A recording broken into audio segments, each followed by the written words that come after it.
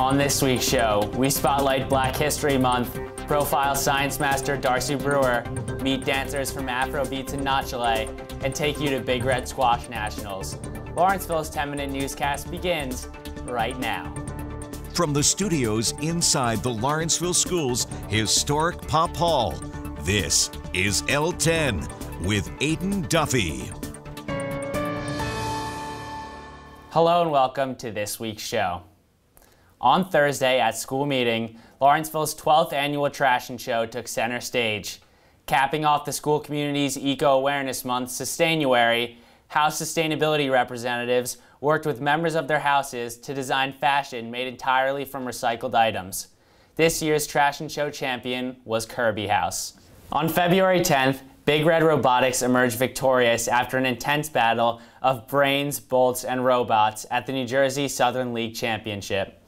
Earning the state championship berth with a first-place finish, the team is headed to the first Tech Challenge New Jersey State Championship on March 10th in Maplewood, New Jersey. Fourth former Liana Raguzzo placed second at the Central Jersey Regional Brain Bee, earning her a spot as an alternate at the 2019 USA Brain Bee Championship in April. 16 Laurentians were honored with Scholastic Art and Writing Awards. The awards, given annually, recognize the vision, ingenuity, and talent of young writers and artists from across the country. On Thursday evening, Laurentians gathered for the English department's first annual Poetry Slam.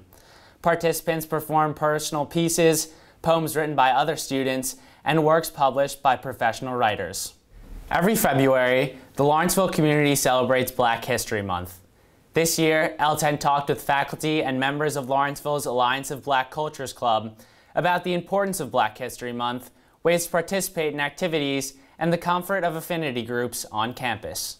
As ABC leads the community in celebration of Black History Month, we sat down with the club's faculty advisors to hear what they believe is the significance of ABC on campus. I work closely with the executive board. This club is about them as students here, and I'm the faculty go-to person. I also kind of oversee all the affinity groups on campus, one of which is ABC, and I'm also a former member of what at the time was called the BSU, the Black Student Union.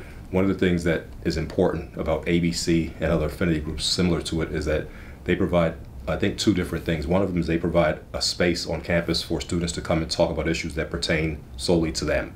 And then the second thing is that ABC serves as a vehicle to get those issues out in front of the rest of the school. We also sat down with ABC's executive council members who talked about the role ABC has played in their lives and their goals for the club this Black History Month and beyond. I came in as a new sophomore last year.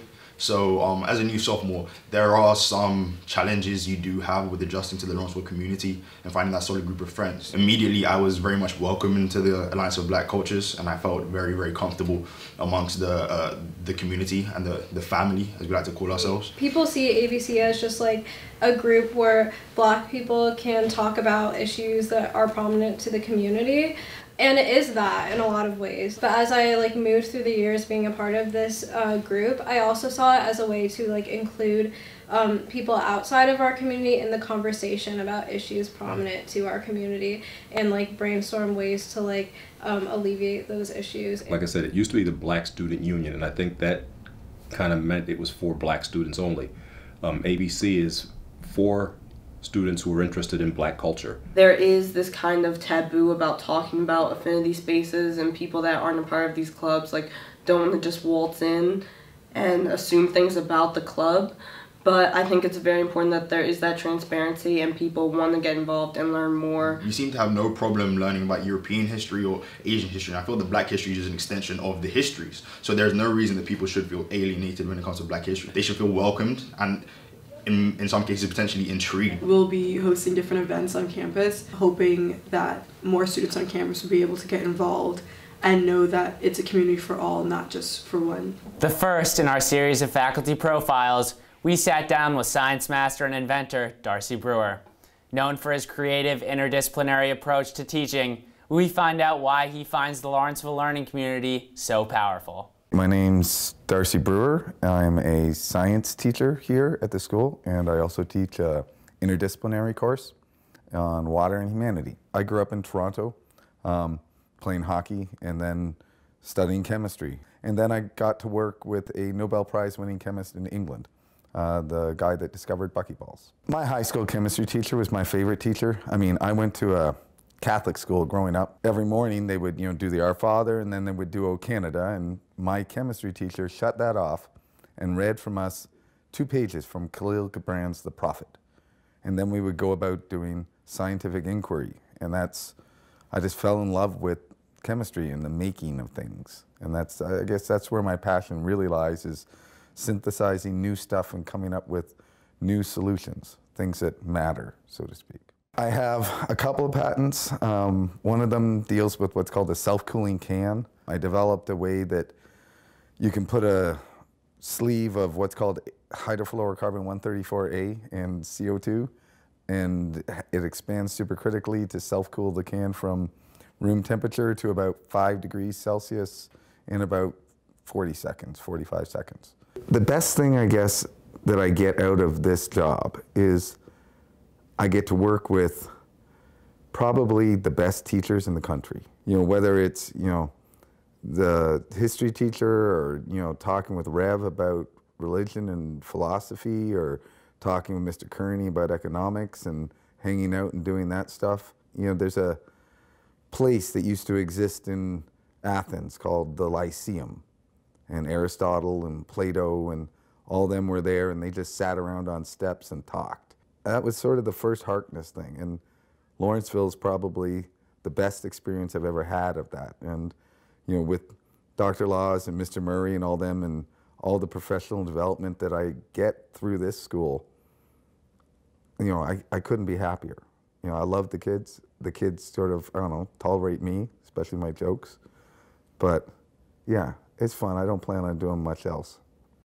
On February 9th, Laurentians gathered for the annual International Night sponsored by the Diversity Council.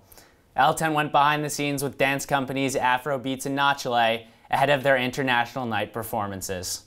I've been doing classical Indian dance called Bharatanatyam since I was 4. I started dance at 2.5. I started with jazz, Bollywood, and hip-hop. And I also did classical. I did a different kind of classical called Kuchipudi, and I've been doing that since I was 8 or so. And we're the captains of Nachale. Nachale is Lawrenceville's co-ed Bollywood, which is semi-classical, semi-hip-hop Indian dance team. We are going to be performing at International Night, so our dance for today is we're doing Garba, which is from a specific part of North India. And it's a very pure form of Indian dancing, I think, and it's a lot of fun. This type of dancing, Garba, is known for being fun. Well, I think that we're really excited to have Nachale be a part of International Night because we get to represent Indian culture, Indian dance, and kind of share that with everybody to explain to them that it's different, but it's also really fun, and it's something that everybody can enjoy. I really enjoy it because it's such a burst of energy, and you really just get involved. Even as an audience member, it's fun to watch. We're really diverse, if anything. We have girls and boys, all different races, and it's just so amazing and special to share the meaning of lyrics or different traditional forms and have that spread at Lawrenceville.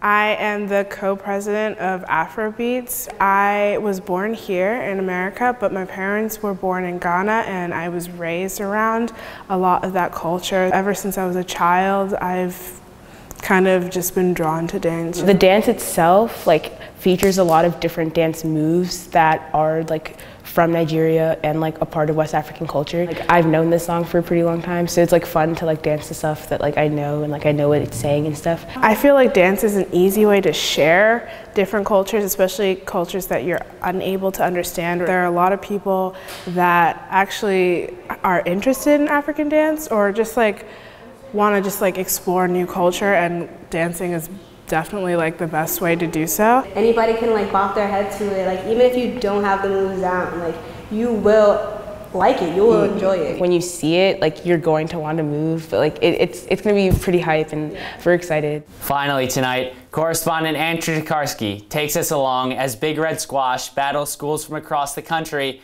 at the U.S. High School Team Squash Championships. Hi, this is Andrew Tokarski reporting for L10. This weekend, we're going to be following the Lawrenceville boys varsity squash team up to Hartford, Connecticut, as they play at the Nationals tournament.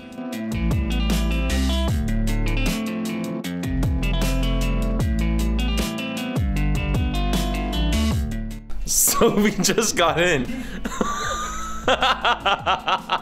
Hey guys, it's day 1 of nationals. We just got into the hotel. It's 9:40. Your face. We have to wake up early before our 8 a.m. match tomorrow. That's Victor Park, number 4 seed on the boys team. He's my roommate. Good night, guys.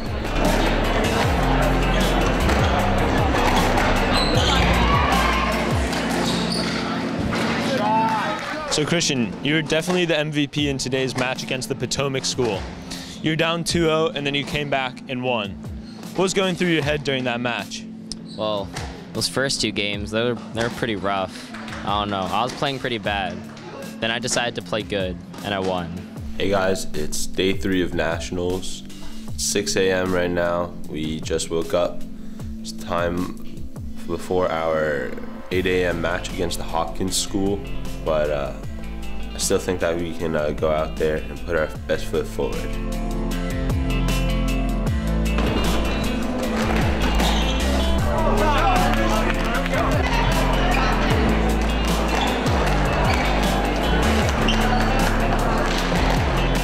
It's day 4 of nationals, the very last day.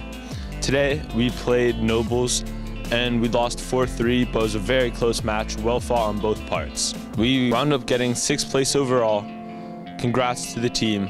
Back to you, Aidan. Thank you, Andrew. That is our broadcast for this Friday, February 15th, 2019. From all of us here at L10, thank you so much for watching, and good night.